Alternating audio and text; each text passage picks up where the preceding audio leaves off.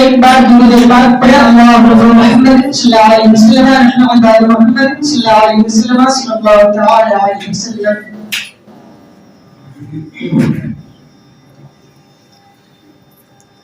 ایک بار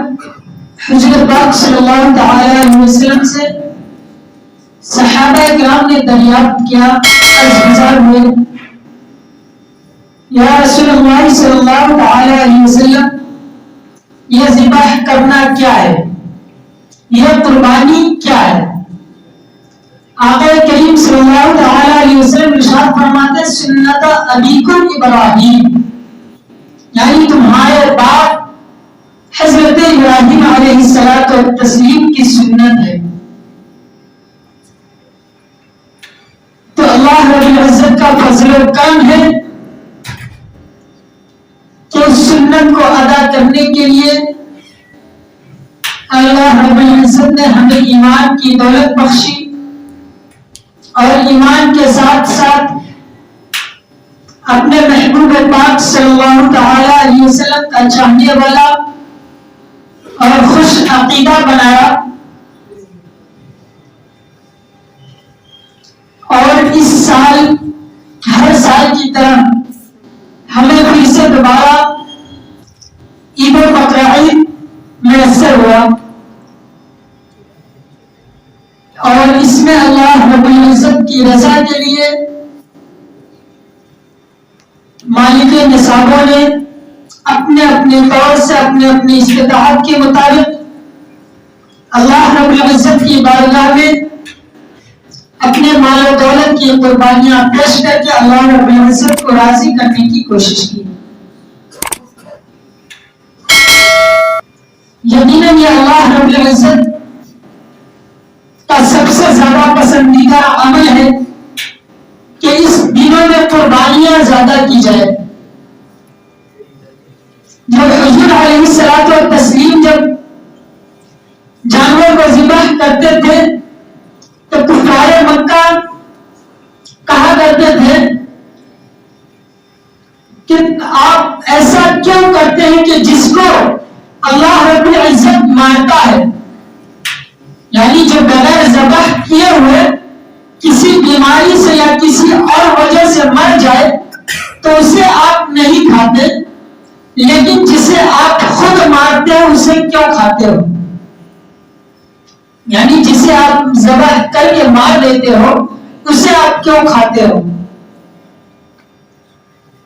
تو میں آقا کریم صلی اللہ تعالی علیہ وسلم نے ارشاد فرمایا کہ یاد رکھو جو جانور بغیر ذبح کیے ہوئے مارا اسے بھی اللہ نے ہی مارا، اور جسے ہم نے کاٹا جسے ہم نے ذبح کیا اسے بھی اللہ نے ہی مارا. ورنہ اگر ہم اسے کاٹ دیں اور خدا اس کی روح نہ نکالے تو ہو سکتا ہے کہ نہیں ہو سکتا ایسا؟ یہ رب کی مرضی کے مطابق ہے.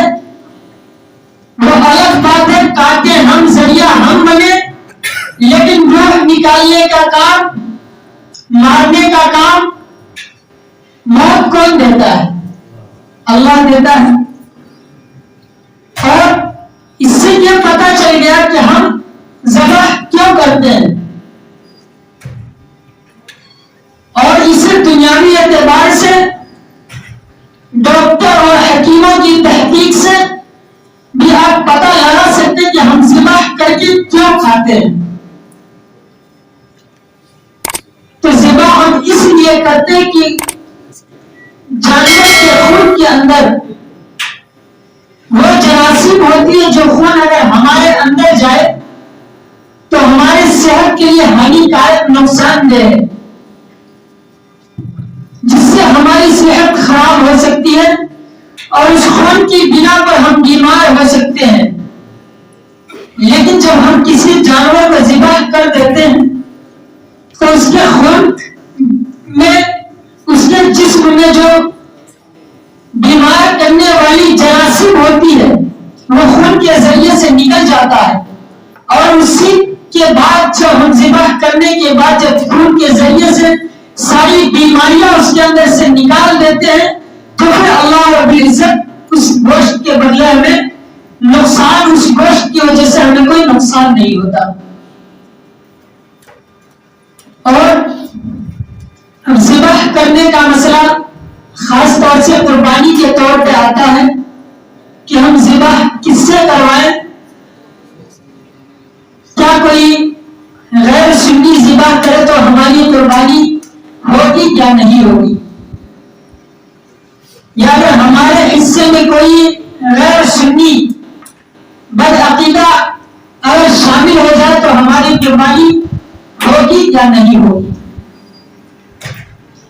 تو اس میں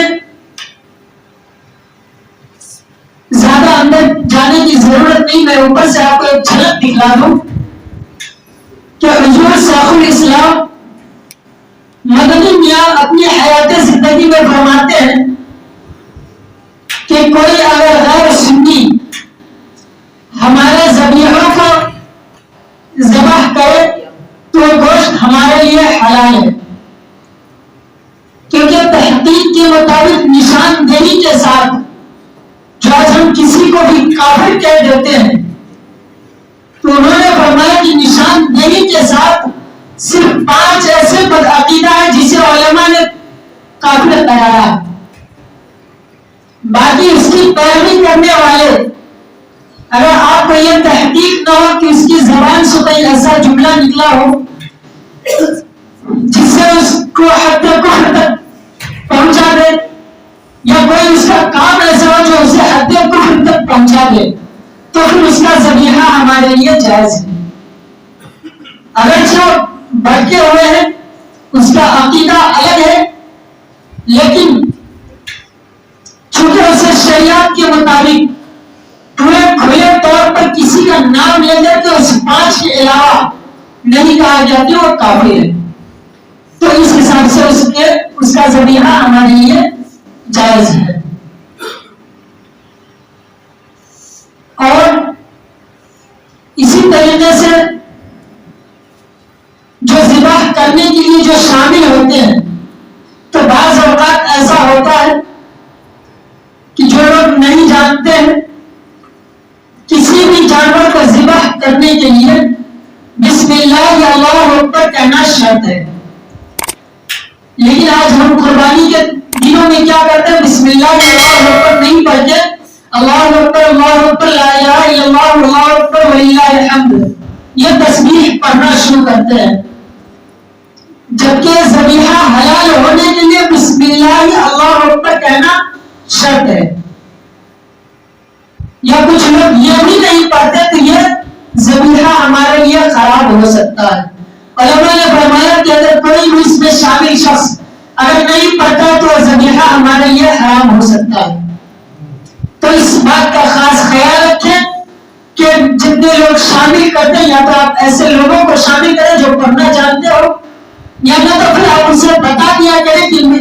کاٹنے والوں کے ساتھ ساتھ جتنے شریک ہیں سب اس وقت بسم اللہ یا اللہ اکبر پڑھ لیا کریں. تو یہ نادانی کی وجہ سے خدا نے کرے کسی کو قربانی خراب نہ ہو. اللہ رب العزت ہمیشہ اپنے بندوں کو بخشنے کا بہانہ تلاش کرتا ہے, اسے معاف کرنے کے لیے بہانے تلاش کرتا ہے. اسی لیے ارشاد فرمایا کہ جانور کے ایک ایک بال کے بدلے قربانی کرنے والوں کو ثواب عطا کیا جاتا ہے. اس جانور کا ایک قطرہ خون زمین پر گرنے سے پہلے اس کے گناہ معاف کر دیے جاتے ہیں. تو اس سے پتہ یہ چلا کہ اللہ رب العزت نہ تو ہماری قربانی کا محتاج ہے اور نہیں اسے ہمارے قربانی کی ضرورت ہے. یہ جو اللہ رب العزت ہمیں موقع دیتا ہے اور اسے واجب اور فرض قرار کے اس پر تنبیہ اس لیے دی گئی تاکہ جو گنہگار امت مصطفیٰ ہے اسے پابندی کی وجہ سے اس پر عمل کرے اور اللہ رب العزت اس کی مغفرت فرمائے. اسی طریقے سے اور بھی بہت سے مواقع ہیں جس میں سے ابھی ہمارے درمیان قربانی کا موقع ہمیں میسر ہوا اور ہم نے اسے بخوبی انجام دیا. اللہ رب العزت ہم سبوں کی قربانیوں کو مقبول فرمائے، اور جب ہم کوئی عمل کرتے ہیں تو ہمیں اس کا فائدہ ملنا چاہیے، اور ہم کوشش بھی یہی کرتے ہیں کہ ہمیں اس کا فائدہ معلوم ہو۔ کرتے کہ نہیں کرتے ہیں؟ اگر ہم کوئی کام کریں تو اس میں پہلے سوچتے کہ اس کا فیوچر میں ہمیں کیا فائدہ ملنے والا ہے، یا یہ کام سے ہمیں کیا فائدہ اور کیا نقصان ہے۔ تو یقیناً ہر عبادت میں ہماری سوچ و فکر یہی ہونی چاہیے کہ اگر ہم کوئی عبادت کر رہے ہیں، چاہے نماز پڑھے یا صدقہ کرے، فطرہ کرے، زکات دے، حج کرے، کچھ بھی کرے، تو اب یہ کیسے قبول ہوا کہ نہیں ہوا؟ کیا آپ کے دلوں میں یہ خواہش پیدا ہوئی کہ میں اسے معلوم کروں؟ ہم اللہ پر چھوڑ دیتے ہیں کہ آپ ابھی مسجد میں آئے، نماز پڑھیں گے،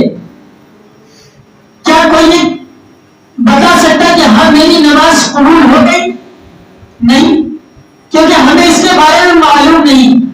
یہ اللہ کا معاملہ ہے، قبول کرنا نہ کرنا اللہ کا معاملہ ہے، لیکن میں آپ کو بتاؤں گا کہ آپ پتہ کر سکتے ہیں، آپ یہ چیزیں پتہ کر سکتے ہیں کہ آپ کی عبادت قبول ہوئی کہ نہ ہوئی۔ لیکن اگر یہ بات ایک حدیث پاک کی روشنی میں آپ کو ایک جھلک دکھلا دوں جسے آپ معلوم کر سکتے ہیں، کیونکہ یہاں پہ کہنا یہ واقعہ تھوڑا تلخ ہے، بیان کرنا میں مناسب نہیں سمجھتا، کیونکہ کچھ واقعات ایسے ہوتے ہیں جو ہمیں تکلیف پہنچا دیتی ہے، کیونکہ ہم بات ہمیشہ تھوڑی سی تلخ ہوتی ہے، تو اسی لیے ہر بات کہنا یہاں مناسب نہیں ہے۔ کیونکہ اگر میں کوئی بات کہتا ہوں تو جو بندہ ایسا کرتا ہے تو اس سے لگتا ہے کہ مولانا نے مجھے ہی ٹارگیٹ کیا ہے۔ ایک بار میں نے تقریر کیا تھا، اسی مسجد میں ہاف ٹی شرٹ کے اوپر نماز نہیں ہوتی ہے، تو اتفاق سے کوئی بندہ ایسا بیٹھا ہوا تھا جسے میں نے دیکھا بھی نہیں تھا، وہ بندہ مجھے روک کر کہتا ہے مولانا آپ نے مجھے ہی اپنی تقریر میں کیوں ٹارگیٹ کیا؟ حالانکہ میں نے اسے دیکھا نہیں تھا، میں ایک واقعہ بیان کیا تھا کہ اس طریقے سے نماز نہیں ہوتی ہے۔ تو مسئلے میں ہو سکتا ہے کیونکہ کچھ انسان ایسا کر بیٹھتے ہیں تو انہیں ایسا لگتا ہے کہ ٹارگیٹ مجھے کیا جا رہا ہے، لیکن واللہ خدا کی قسم میں مسجد میں کوئی بات کوئی بھی کہتا تو کسی کو ٹارگیٹ کر کے نہیں کہا جاتا۔ یہ واقعہ اس لیے آپ کے سامنے رکھ دیا جاتا ہے تاکہ آپ خود اسے ملاحظہ کریں اور جو غلطیاں ہمارے اندر ہو ہم اسے درست کریں۔ تو بخاری شریف، ترمذی شریف، ابن ماجہ شریف، صحیح ستہ کی ہر حدیث کو آپ اٹھائیں جس کی پہلی حدیث ہے انما الاعمال بالنیات، نیت کا دار و مدار، اعمال کا دار و مدار نیت کے اوپر ہے۔ تو اس حدیث کے ذریعے سے آپ یہ معلوم کر سکتے ہیں کہ آپ کی قربانی قبول ہوئی کہ نہ ہوئی، اور وقت بھی ہو چکا ہے اور میں اس واقعے کو یہاں رکھنا بھی نہیں چاہتا، پھر بھی آپ کو میں ایک واقعہ بتا دوں، ایک راستہ کہ میرا چینل ہے آپ سبھی جانتے ہیں، ویڈیو میری یوٹیوب پر جاتی ہے اور اس بات پر، اس حدیث پر میں نے پوری تحقیق کے ساتھ یہ بیان ڈالا ہے کہ آپ کیسے معلوم کر سکتے ہیں۔ اور یقیناً اگر اس حدیث کو کوئی رد کر دے، اگر کوئی اس حدیث پر انکار کر دے تو میں پوری زندگی اس کی غلامی کرنے کے لیے تیار ہوں۔ اگر اس حدیث کو کوئی جھوٹا ثابت کر دے جو میں نے بتایا ہے واقعہ، تو آپ MD امام الدین آفیشیل میرا یوٹیوب چینل ہے، اس پر اس تحقیق کے ساتھ میں نے پورا بیان رکھا ہے، آپ چاہیں تو اسے دیکھ سکتے ہیں، کیونکہ اس سے آپ کو پتہ چلے گا کہ ہماری عبادت کیسے قبول ہوتی ہے اور ہوتی ہے یا نہیں ہوتی ہے۔ تو انشاءاللہ آپ کو گارنٹی کے ساتھ، اور یہ آپ کسی بھی علماء سے پوچھیں وہ اس کو بتائیں گے کہ ہاں یہ بات حقیقت ہے، آپ اس کے ذریعے سے معلوم کر سکتے ہیں۔ تو اللہ رب العزت کی بارگاہ میں دعا ہے کہ اللہ رب العزت ہمیں حق بولے اور حق پر عمل کرنے کی توفیق عطا فرمائے۔